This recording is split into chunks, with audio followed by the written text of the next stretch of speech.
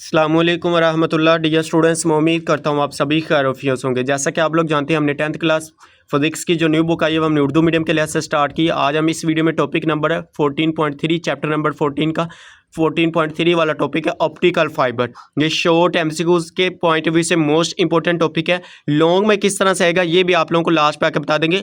अक्सर ये बोर्ड के पेपर में लॉन्ग में भी पूछा जाता है, तो लॉन्ग में भी बता देंगे। पहले हम इसको देख लेते हैं शॉर्ट के पॉइंट ऑफ व्यू से और एमसीक्यूज पॉइंट ऑफ व्यू से। बाद में आप लोगों को बता देंगे कि लॉन्ग में किस तरह से आए, तो आप लोगों ने कितना लिखना है। सबसे पहले आप लोगों ने लिखना है जी ऑप्टिकल फाइबर हमारे पास क्या होता है। तो ऑप्टिकल फाइबर रोशनी को दूर तक भेजने के लिए टोटल इंटरनल रिफ्लेक्शन के असूल पर काम करती है।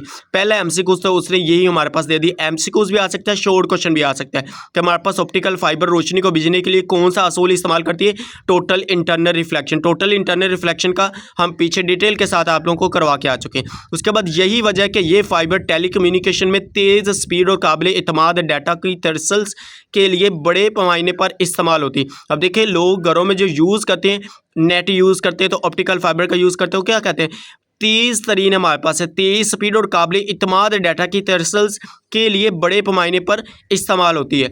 ऑप्टिकल फाइबर ग्लास या प्लास्टिक के बारीक बाल जैसे, जो हमारे पास बारीक बाल जैसे कि आप लोगों के सर के बाल हैं ना, बारीक बाल जैसे दागों पर मुश्तमिल होती है। तो इधर तक अगर तो ये आ जाए शॉर्ट क्वेश्चन में कि ऑप्टिकल फाइबर क्या है, ऑप्टिकल फाइबर से क्या मुराद है, तो यहाँ से लेके यहाँ तक आप लोगों ने इसका ये वाला आंसर लिख देना है। उसके बाद हमारे पास है इसके दो बुनियादी हिस्से हैं। ये अलग से शॉर्ट क्वेश्चन है, मोस्ट इंपोर्टेंट शॉर्ट क्वेश्चन है कि कोर और क्लैडिंग।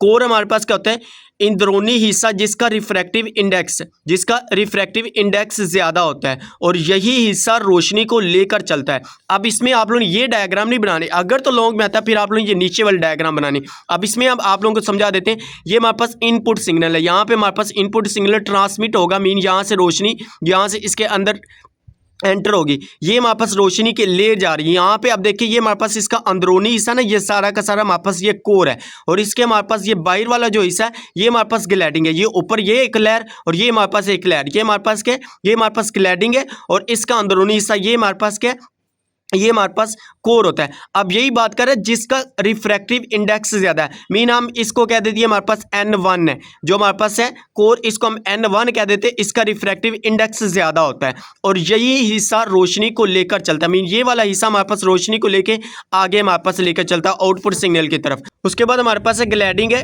कोर के गिर्द मौजूद तय, वो कहता है कोर के गिर्द। अब देखिए, ये हमारे पास क्या, कोर के गिर्द मौजूद तय जिसका रिफ्रैक्टिव इंडेक्स कम होता है। अब कोर का हमारे पास रिफ्रैक्टिव इंडेक्स ज्यादा होता है, ग्लैडिंग का हमारे पास क्या होता है, रिफ्रैक्टिव इंडेक्स ज्यादा होता है। इसको आप लोग कहते हैं हमारे पास ये N2 है, रिफ्रैक्टिव इंडेक्स हमारे पास फर्ज कर ले कि हमारे पास ये N2 है।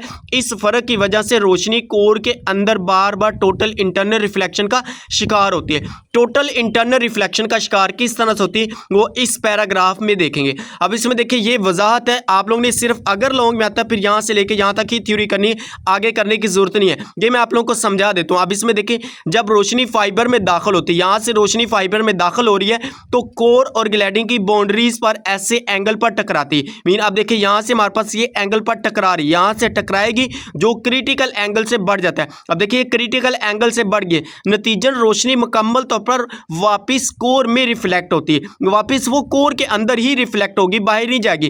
क्यों बाहर नहीं जाएगी? अब इसकी वजह क्या कहते हैं, एंगल पर टकराती है जो क्रिटिकल एंगल से बड़ा है। अब मैं आप लोगों को ये हमारे पास टोटल इंटरनल रिफ्लेक्शन में यहाँ पे बता के आ चुका हूँ। अब देखिए, जब हमारे पास एंगल को हम बड़ा करते थे फिर ये इसी अपने मीडियम में ही वापस रिफ्लेक्ट होकर आती थी। यहाँ पे भी हमने देखा था डायग्राम के अंदर, तो इधर देखे तो हमारे पास क्या, यहाँ पे टकराई है, वापस अपने मीडियम में ये रिफ्लेक्ट हो गई है।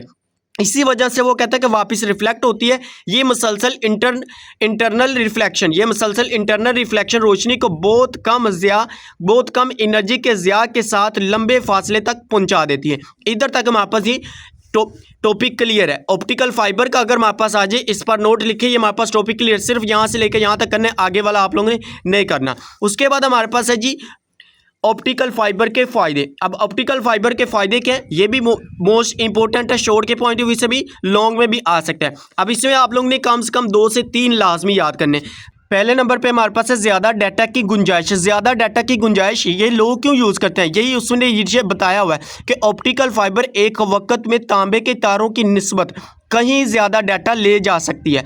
इससे मुराद है कि फ़ी सेकंड कितनी मालूमात मुंतकिल हो सकती हैं। आज के दौर में तेज़ स्पीड इंटरनेट की ज़रूरत के बाद ऑप्टिकल फाइबर बेहतरीन इंतखाब है। लोग इसीलिए इसको यूज़ करते हैं। इसकी स्पीड भी बहुत ज़्यादा होती है, इंतखाब है, क्योंकि ये बहुत ज़्यादा स्पीड से डाटा मुंतकिल करती है। तो यहाँ तक हमारे पास इसका ये फर्स्ट वाला आ गया। उसके बाद सेकंड वाला है कम पावर का इस्तेमाल। इसमें कम पावर का, ये भी इसका एक फ़ायदा है कि ये तांबे के तारों के मुकाबले में कम एनर्जी ज़्यादा इस्तेमाल करती है।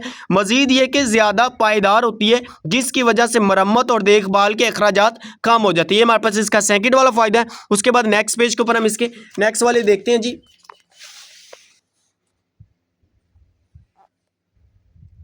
ये हमारे पास है इसका नेक्स्ट वाला ज़्यादा स्पीड। इसकी क्या होती है, स्पीड भी ज़्यादा होती है। ऑप्टिकल फाइबर में डाटा रोशनी की शक्ल में सफ़र करती है। डाटा क्या करती है, हमारे पास रोशनी के शक्ल में सफ़र करती है, जो करीबन रोशनी की स्पीड के बराबर होते हैं। रोशनी की स्पीड कितनी है, आप पीछे पढ़ के आ चुके हैं, 3 × 10 की पावर 8 मीटर पर सेकंड होती है। रोशनी की स्पीड हमारे पास कितनी होती है, 3 × 10 की पावर 8 मीटर पर सेकंड होती है। करीबन की बात करें, मीन अप्रोक्सीमेट कह रहे हैं, इसके करीब करीब होती है, बराबर होती है। इसी वजह से मालूमात बहुत तेज़ी से एक जगह से दूसरी जगह मुंतकिल होती हैं। तांबे के तारों में इलेक्ट्रिकल सिग्नल्स के मुकाबले में कहीं ज़्यादा तेज़।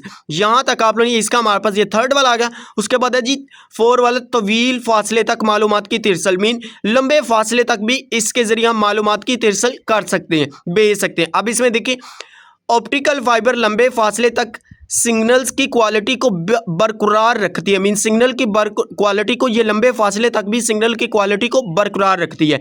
इसी वजह से इन्हें समुंदर के अंदर बिछाई जाने वाली केबल्स और बर्रे आज़मों के दरमियान राब्तों के लिए भी इस्तेमाल किया जाता है। ये भी एमसीक्यूज पूछ सकते हैं हमारे पास, ये एमसीक्यूज पॉइंट भी, इसको भी आप लोगों ने रीड कर लेना है। उसके बाद हमारे पास इसका लास्ट वाला इलेक्ट्रिकल मदाखलत के खिलाफ रेजिस्टेंस। क्योंकि वर्ड तब यूज़ करता है जब वो ऊपर बात करके आ चुका हो, या सिंस वर्ड यूज़ करेगा या क्योंकि। अब देखिए क्योंकि ऑप्टिकल फाइबर में रोशनी सफ़र करती है। हम स्टार्ट में ये देखें ऑप्टिकल फाइबर में डाटा रोशनी की शक्ल में सफ़र करता है, यही बात वो ऊपर करके आ चुका है, इसीलिए उसने ये क्योंकि का वर्ड यूज़ किया है कि ऑप्टिकल फाइबर में रोशनी सफ़र करती है, इलेक्ट्रिसिटी नहीं, इसीलिए ये इलेक्ट्रिकल शोर या मदाखलत से मुतासर नहीं होती। इसके बरक्स तांबे के तार अक्सर इलेक्ट्रिकल खलल की वजह से सिग्नल की खराबी का शिकार हो जाते हैं। इधर तक हमारे पास ये वाले इसके फ़ायदे भी आ जाते हैं। ये हमारे पास शोर के पॉइंट ऑफ व्यू से भी मोस्ट इंपॉर्टेंट है। शोर में ये आप लोगों से लाजमी पूछ सकते हैं। अब इसमें देखिए आप लोगों ने याद कैसे करना है, लॉन्ग क्वेश्चन किस तरह से आएगा। लॉन्ग क्वेश्चन हमारे पास आता है तो ये देखिए बुक के ऊपर उसने बता दिया है। 4 वाला हमारे पास लॉन्ग क्वेश्चन देखे तो ये देखे ऑप्टिकल फाइबर की साखत बयान करें, इसके कोई से 2 फ़ायदे लिखें। अब इसमें से आप लोगों ने कोई से 2 फ़ायदे लिखने, ऑप्टिकल फाइबर की साखत यहाँ से लेके यहाँ तक आप लोग इसके अंदर लिख देंगे और साथ ये डायग्राम बना देनी है। क्लियर है। उसके बाद हमारे पास ऑप्टिकल फाइबर के फायदे की बात करें, इनमें से कोई से 2 आप लोग फायदे इसके अंदर लिख सकते हैं। तो आप लोग 2 फायदे लिख देंगे, आप लोगों का ये वाला लॉन्ग क्वेश्चन इधर तक हमारे पास कंप्लीट हो जाएगा। ये अलग से भी कोई भी आप लोग से शॉर्ट में पूछ सकता है कि इसके कोई से 2 फायदे लिखे, हमारे पास 3 फायदे लिखे, फिर कम से कम 3 आप लोगों ने इसमें से लाजमी याद करने, कोई से भी 3 आप लोग याद कर सकते हैं। इसमें ये नहीं कि आप लोग ये लाजमी करना है, ज़्यादा बेस्ट है कि आप सभी के सभी करें, क्योंकि सभी में कोई शॉर्ट क्वेश्चन वो बना के दे सकता है। अब इसमें 1-2 शॉर्ट क्वेश्चन है वो मैं आप लोगों को बता देता हूं। अब इसमें एक तो शॉर्ट क्वेश्चन यहाँ पे पहली लाइन के ऊपर ही है। इस तरह से ऑप्टिकल फाइबर इंफॉर्मेशन को ज़्यादा फासले पर मुंतकिल करने के लिए कौन सा असूल इस्तेमाल करती है, कौन सा असूल इस्तेमाल करती है, कमेंट्स में बताएं। अब इसमें देखिए मैं आप लोग बता देता हूँ, असूल हमने स्टार्ट में पढ़ा कि टोटल इंटरनल रिफ्रैक्शन का असूल इस्तेमाल करती है। उसके बाद दूसरा हमारे पास है ऑप्टिकल फाइबर के 2 बुनियादी हिस्से कौन से हैं। तो यही 2 बुनियादी हिस्से हमारे पास कोर और क्लैडिंग। कोर और क्लैडिंग में वो अलग से आप लोगों से डिफरेंट भी पूछ सकता है या अलग से शॉर्ट क्वेश्चन भी बन के आ सकता है। इसको आप लोगों ने कभी नहीं छोड़ना, ये मोस्ट इंपॉर्टेंट है यहाँ से लेकर यहाँ तक। और नीचे से आप लोगों ने 2 शॉर्ट कर लेने। ये हमारे पास था टॉपिक नंबर 14.3 ऑप्टिकल फाइबर। उम्मीद करते हैं आप लोगों को वीडियो अच्छी लगी है। अगर वीडियो अच्छी लगी तो वीडियो को लाइक और शेयर जरूर कीजिएगा। चैनल को ऊपर नहीं हो तो चैनल को भी सब्सक्राइब जरूर कीजिएगा। ओके जी, मिलते हैं नेक्स्ट वीडियो में। दुआओं में ज़रूर याद रखिएगा। अल्लाह हाफिज़। Thanks for watching this video.